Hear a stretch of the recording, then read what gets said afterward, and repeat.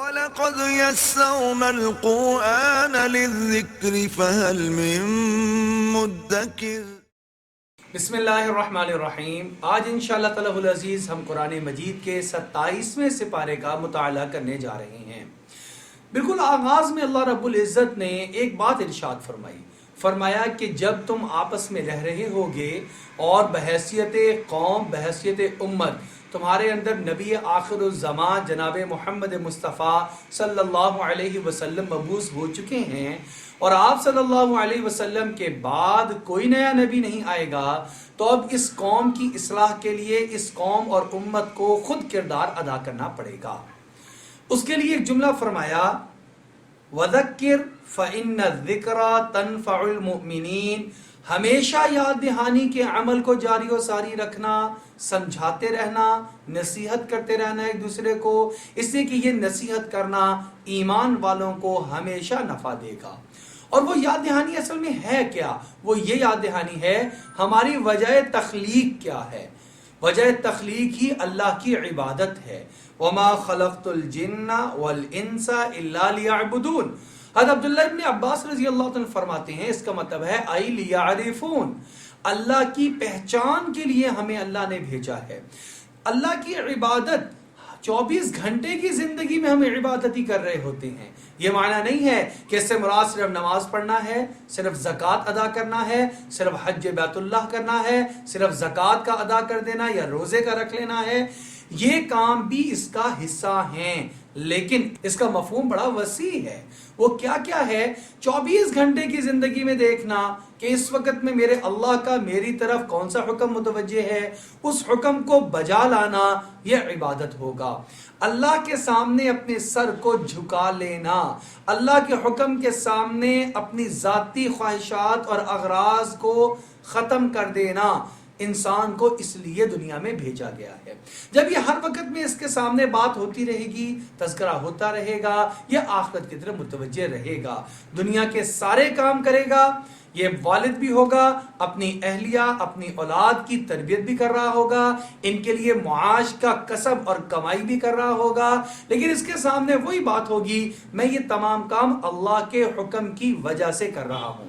تو اس کا ہر کمانا، اس کا ہر بات کا سمجھانا، اس کا اپنے اولاد کے ساتھ ٹائم کو گزارنا، سب کچھ عبادت کے اندر شمار ہو رہا ہوگا اور اس کو ترقی درجات دلوانے کا باعث اور سبب بن رہا ہوگا۔ دوسری جو اہم بات ہے وہ یہ ہے کہ اللہ رب العزت نے سورہ النجم کے اندر ایک بات کا تذکرہ فرمایا ان مشرکین مکہ کے کئی سارے جرم ہیں۔ ایک جرم سب سے پہلا کیا ہے کہ یہ اللہ کو چھوڑ کر کسی اور کو معبود بناتے ہیں۔ افرأیتم اللات والعزی ومنات الثالثۃ الاخری، یہ لات کو، عزا کو، منات کو، یہ اللہ جل شانہ کے علاوہ ہٹ کر ان کو سجدہ کرتے ہیں اور ان کو خدا مانتے ہیں۔ ایک تو یہ اللہ کے ساتھ شرک کرتے ہیں، دوسرا کام یہ کرتے ہیں کہ یہ فرشتوں کو اللہ کی بیٹیاں قرار دیتے ہیں اور کہتے ہیں ہم فرشتوں کی عبادت کر رہے ہیں۔ تو دوسرا جرم کیا؟ اللہ کے لیے اولاد کا مان لینا، حالانکہ اللہ رب العزت فرما رہے ہیں لم یلد ولم یولد، نہ اللہ جل شانہ نے کسی کو پیدا کیا، اللہ سے کوئی جنا، اللہ نے کسی چیز کو جنا، اور نہ ہی اللہ خود کسی سے جنا گیا۔ لہٰذا یہ دوسرا جرم۔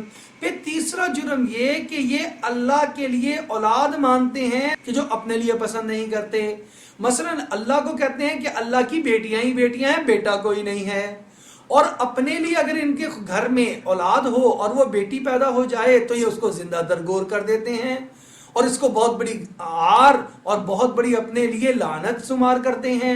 چنانچہ اللہ جل شانہ فرما رہے ہیں الکم الذکر ولہ الانثی، عجیب بات ہے، اپنے لیے تو مردوں کا چناؤ کرتے ہو کہ نرینہ اولاد ہو، اور اللہ کے لیے اولاد مانی بھی تو مؤنث مان دی۔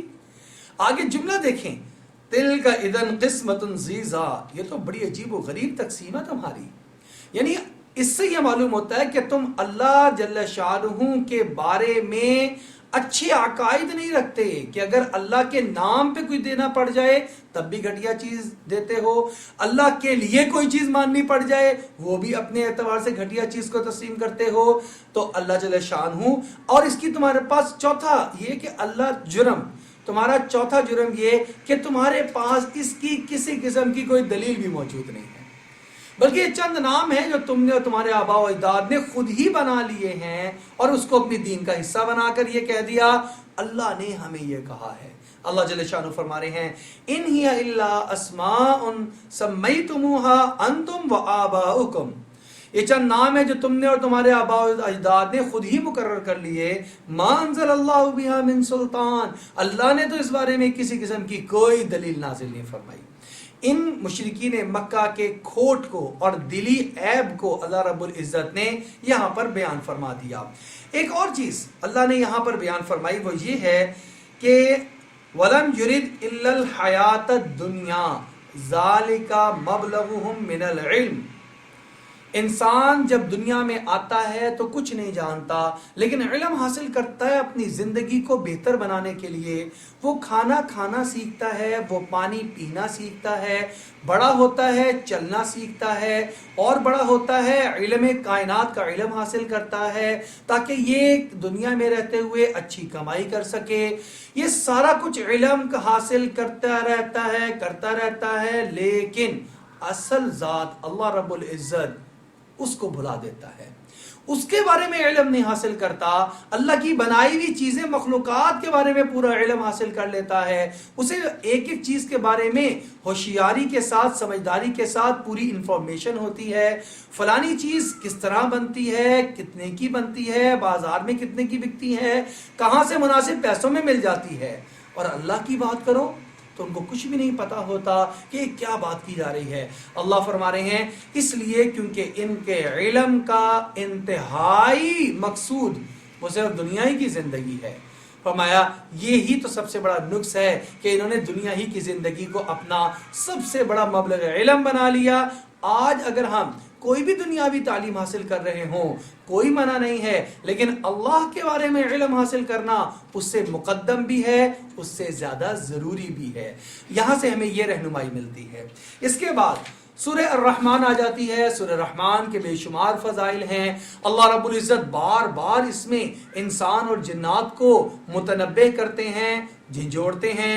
فَبِأَيِّ آلَاءِ رَبِّكُمَا تُكَذِّبَانِ، تم اللہ کی کس کس نعمتوں کا انکار کرو گے؟ دنیا کی نعمتیں بھی گنوائیں، اللہ نے آخرت کی نعمتیں بھی گنوائیں اور بار بار پوچھا فَبِأَيِّ آلَاءِ رَبِّكُمَا تُكَذِّبَانِ، اے بندو بھلا تم کس کس نعمت کو جھٹلاؤ گے؟ ایک کو جھٹلاؤ گے تو اگلی نعمت تمہارے سامنے آ جائے گی، اس کو جھٹلاؤ گے تو اس سے آگے اس سے بڑی نعمت کھڑی ہوگی جو تمہارا انتظار کر رہی ہوگی۔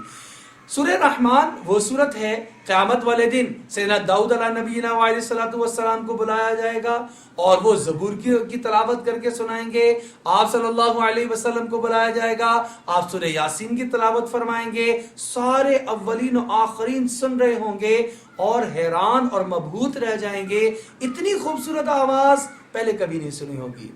پھر اللہ رب العزت خود کلام فرمائیں گے، خود تلاوت فرمائیں گے اور وہ سورہ الرحمن کی فرمائیں گے۔ اس سے زیادہ خوبصورت نہ کسی نے منظر دیکھا ہوگا نہ کبھی آواز سنی ہوگی۔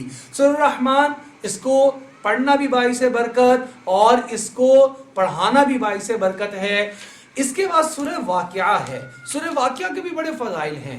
آپ صلی اللہ علیہ وسلم کی حدیث مبارکہ جس کا مفہوم یہ ہے کہ جو سورۃ الواقعہ کو مغرب کے بعد پڑھ لیتا ہے اللہ رب العزت اس کے رزق میں فراخی اور فراوانی عطا فرما دیتے ہیں۔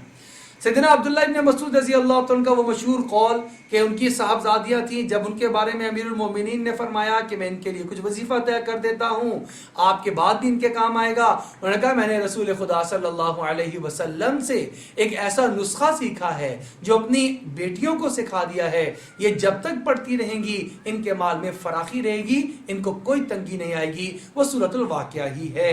لہٰذا ہمیں سورۃ الواقعہ ہر روز مغرب کے بعد پڑھنے کی عادت بنا لینی چاہیے۔ سورۃ الواقعہ میں 3 طرح کے لوگوں کا ذکر کیا گیا ہے۔ ایک وہ لوگ ہیں جو کہ اولئک المقربون، سابقون الاولون بہت زیادہ نیکی کے کاموں میں آگے بڑھنے والے ہیں۔ دوسرے کون ہیں؟ اصحاب الیمین، دائیں ہاتھ والے، جن کو نامہ اعمال دائیں ہاتھ میں دیا جائے گا۔ ان کے بارے میں خود یہاں پر جو بیان فرمایا وہ کیا؟ وَأَصْحَابُ الْيَمِينِ مَا أَصْحَابُ الْيَمِينِ، اصحاب یمین دائیں ہاتھ میں جن کو نامہ اعمال مل جائے گا، ان کی کیا بات ہے۔ فی صدر مخضود وطلح منضود وظل ممدود وماء مسکوب، وہ میووں کے اندر، وہ بہتی نہروں میں، وہ سایوں کے اندر ہمیشہ ہمیشہ کے لیے داخل کر دیے جائیں گے۔ اور دوسرے ہیں وَأَصْحَابُ الشِّمَالِ مَا أَصْحَابُ الشِّمَالِ، تیسری طرح کے لوگ وہ ہیں جن کو نامہ اعمال بائیں ہاتھ میں دیا جائے گا۔ ان کے لیے عذاب ہے، دنیا کے اندر بھی ان کے لیے سخت زندگی ہے۔ وَمَنْ أَعْرَضَ عَنْ ذِكْرِي فَإِنَّ لَهُ مَعِيشَةً ضَنْكًا، جو میری یاد سے غافل ہو کے زندگی بسر کرے گا میں اس کی زندگی کو تنگ کر دوں گا، اور آخرت میں بھی ان کے لیے اللہ نے بہت زیادہ عذاب رکھا۔ فرمایا کہ جس کو بائیں ہاتھ میں نامہ اعمال دیا جائے گا وہ تو یہ کہے گا کاش یا لیتنی کنت ترابا، میں تو مٹی کے ساتھ مل کر مٹی ہو جاتا، دوبارہ اٹھایا نہ جاتا۔ اور دائیں ہاتھ میں جس کو ملے گا وہ کہے گا ہا امقرؤ کتابیہ، یہ دیکھو میرا نامہ اعمال مجھے دائیں ہاتھ میں مل گیا، میں کامیاب ہو گیا، خوشی کے ساتھ اس کا اظہار کرے گا لوگوں سے۔ یہاں پر فرمایا کہ وہ فی سموم و حمیم وظل من یحموم لا بارد ولا کریم انہم کانوا قبل ذلک مترفین، یہ سخت تکلیف میں ہوگا، کھانے کے لیے پینے کے لیے کھولتا ہوا پانی، کھانے کے لیے زقوم اور تکالیف، یہ ساری چیزیں اللہ نے دنیا ہی میں بیان فرما دی ہیں، اس لیے تاکہ ہم دنیا کی زندگی کو ایسا گزاریں جیسا اللہ رب العزت چاہتے ہیں، اور آخرت کی ہمیشہ ہمیشہ کی نا ختم ہونے والی زندگی میں راحت اور آرام پالیں۔ اللہ رب العزت ہمیں قرآن پاک کو سمجھنے، اس کے مطابق عمل پیرا ہونے کی توفیق عطا فرمائے۔